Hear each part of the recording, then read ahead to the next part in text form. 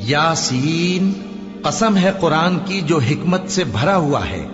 ए मोहम्मद सल्लल्लाहु अलैहि वालैहि वसल्लम, बेशक तुम पैगंबरों में से हो, सीधे रास्ते पर हो।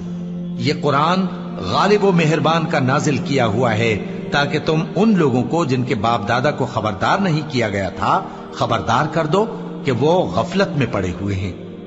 उनमें से अक्सर पर अल्लाह की बात पूरी हो चुकी है, सो वो ईमान नहीं लाएंगे।